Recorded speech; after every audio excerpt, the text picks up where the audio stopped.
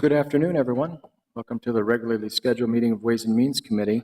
John Quincy, the chair, and joined by Council Members Yang, Palamasano, Vice President Glidden, and Council Member Bender. I think Council Member Johnson will be joining us in a moment. We have 20 items on the printed agenda. 19 are in what we're calling the consent agenda here. Just run through those if I could. The first 5 are legal settlements from the City Attorney's Office. City Clerk is bringing forward item number 6 in its agreement with Hennepin County for use of electronic poll books. Item 7 is the July 2017 gift and donation acceptance resolution. We also have additional funding source of $30,000 for the Collaborative Safety Strategies Program as number 8. Item 9 is a membership agreement with Northside Economic Opportunity Network. 10 is a contract amendment with Mid-City Plaza Partnership for elections warehouse lease. We also have a lease with the Cathedral Church of St. Mark for training space and a contract amendment with Ebert to the Hamilton School renovation project. Police Department brings forward a cooperative agreement with Hennepin County 4th District Court for drug court research and monitoring services. Regulatory Services Department brings forward a grant from the McKnight Foundation for Hearing Tenant Voices project. We also have from the Transportation and Public Works Committee a sale of city-owned land at 501 11th Avenue South to Timeshare Systems, as well as a contract amendment for Formation Studio for Nicollet Mall Art. Item number 17 is a contract amendment with PCI Roads for water main renovation. Item 18 is an agreement with Walker Arts Center for art sculpture in the Vineland parking facility. And we also have the I-35W and Lake Street Access Project cooperative construction agreements. In addition, I'd like to add to the agenda 2 items. One is a legal settlement, and the other one is just an item that was passed from the Executive Committee earlier today, and that was on a separation for a CPED employment. So those are the 21 items now on the consent agenda. Any questions or any comments from council members on that? Not seeing any. All in favor of the consent agenda, please signify by saying aye. Aye. Aye. And opposed? Those items can go forward. And now we just have the one discussion item that we've had for today's meeting. And Ms. Uba will be presenting. It's from the Community Planning and Economic Development Department. This is an agreement with an artist, or several artists, I think, on a pretty exciting project. So we look forward to that. And you can use any of the equipment that's there for you. Thank you, Ms. Uba. Good morning, Mr. Chair. I'm Mary Mr. Mayor Altman, sorry. Wrong Uba. I'm Mary Altman, Public Arts Administrator for the city. And I'm using the old-fashioned doc cam. Going old school for an overhead. All right. Going old school. I'm really honored to be here today to present on the Bede-Makaska Public Art Project. The city has a collection of about 70 artworks, and we only have 1 artwork by a Native American in our entire collection. So this project and others like it are long overdue. I'm not sure how familiar you all are with the history of Bede-Makaska, but this project in particular celebrates a former Dakota settlement that was on the lake in the mid-1800s called Hayata Atunwe, which also means village to the side, which was led by Cloudman, also known as Mapia Wachasta. And this project was selected by the Public Art Advisory Panel in 2016 for public art funding. This is a collaboration with the Minneapolis Park and Recreation Board, and it builds on their work for the Harriet Calhoun Master Plan.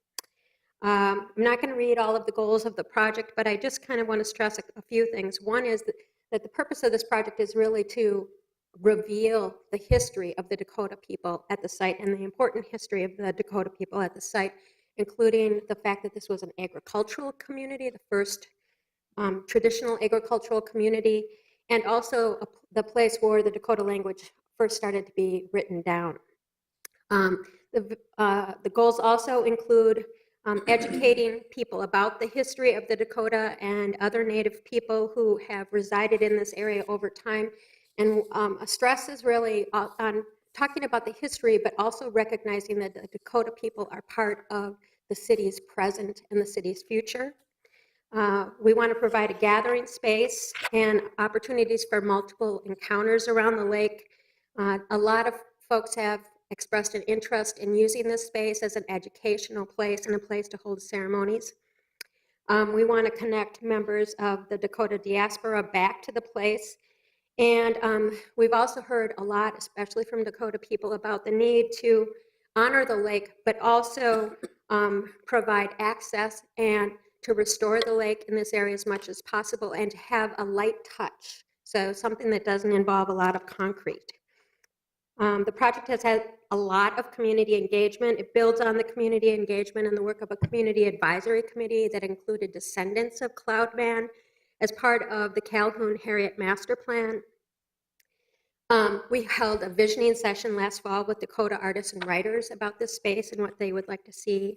We had community meetings in the winter of 2017. We've met a couple of times with the Metropolitan Urban Indian Directors, or MUD, and shared the design with them. And we've had meetings with the Phillips Indian educators. A number of Indian educators use this space. There's a Bide-Makaska event with canoeing and lacrosse and other activities on the lake in the fall. And our design team includes descendants of Mapia Wachasta, particularly Sid Bean, who is an elder and descendant of Cloudman and also of Seth Eastman and his daughter, Kate Bean. And I want to thank them in particular because they have really given this project a lot of attention and helped to make it a very meaningful effort. And then we also, Kate Bean is doing oral history interviews with descendants of Mapia Wachasta, including with descendants who live on the Sisseton, Flandreau, and Lower Sioux reservations. So we're going to hear stories of, from people about Mapia Wachasta and his role in their life and the role of the village in their life. We did a call for artists and writers that we distributed regionally because the Dakota people live throughout the Midwest. We had 14 applicants from artists or artist teams, and the selection panel and the selection process were according to city policy, and there were arts experts, community experts, neighborhood folks, also representatives of the Dakota community and city and park board staff. The artists who were selected, and this is a really exciting team, include Angela Two Stars, who is a descendant of Mapia Wachasta, and she lives in Lansing, Michigan. And she's a printmaker, and that's particularly exciting because she's designing some sidewalk stamps, which are like a large-scale concrete print. Mona Smith, who has been recognized in the community for years as an important media artist. She is Dakota. And if you haven't seen her work in doing the Bedote Memory Map, which is all about the Dakota, the importance of the convergence of the Mississippi and the Minnesota in the Dakota community, I encourage you to go check that out on MHS's website. And Sandy Spieler, who you probably all know, who is the founder and director of Heart of the Beast and has been a long-term advocate for water rights in the city. So this is for their contracts. I just wanted to briefly talk to you. So we don't have designs. We didn't do a call for designs. We did a call for artists. And so they were selected based on their past work. But they've identified a series of projects that will take place over the next 2 years. We have some extremely short-term projects and then some longer-term projects. We're trying to work with a trail project that's going on currently out there that the park board is doing. The park board has designed this gathering space on the southeast corner of the lake. And it's the gathering space itself, the area in the center there, has a lawn that will hold about 25 people or a classroom of kids.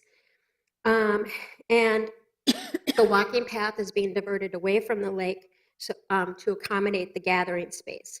So the short-term projects are stamped sidewalk images, which will get created this construction season. And also fencing designs. There's the green lines here and here are locations for fencing that will go in, and the artists are designing fencing that incorporates images of plants that were grown at Heyata Atunwe. And then also 4-story columns leading into the gathering space. Those are the green dots. And then some sort of interface with media that will include actually sharing some of the elders telling their stories about Hayata Atunwe. We don't know whether that will be an app or not a QR code, that's too old school, but something that will bring you to the actual stories. So those are the opportunities. There's also a desire to do something at the 4 cardinal directions on the lake. I don't think we have enough money to do all of that, but I wouldn't be surprised if additional funds show up during the course of this project because it's such an important project to the city and to the Dakota community. Great. Thank you so much, Ms. Altman. I'm just terribly impressed by the process and the inclusion and the outreach that went into this. It's something long overdue that we can recognize Native artists on public spaces, and it's just a terrific project. So I'm very happy that we were able to have an overview of that today. And I know there's many more comments and questions, I hope, from today. So Councilmember Palmisano.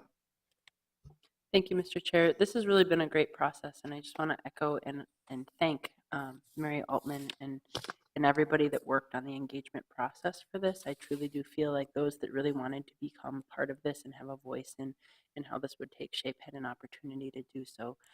Just because it has been going on for quite some time, and there initially were some different locations proposed. Can you just confirm, Mary, where this sits on the lake? When it says Richfield Road on that map, I'm not sure. I think Richfield Road. So yeah. you can see the green circle here. Mm-hmm. That's the location of the gathering space. So it's not to some people's geographical terms, would right. it be across the street from the current place where archery is? Yes. Thank you. I'll let you do it.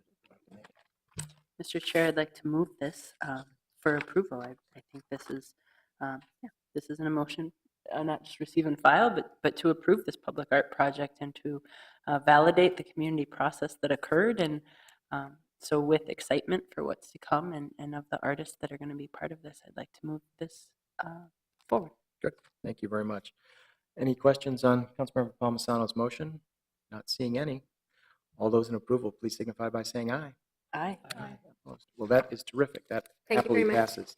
Thank you very much, Ms. Altman, and all the committee's work to bring this to us. Looking forward to that installation as soon as we can, right? Good. Thank you very much. Seeing no further business on the agenda, we are adjourned.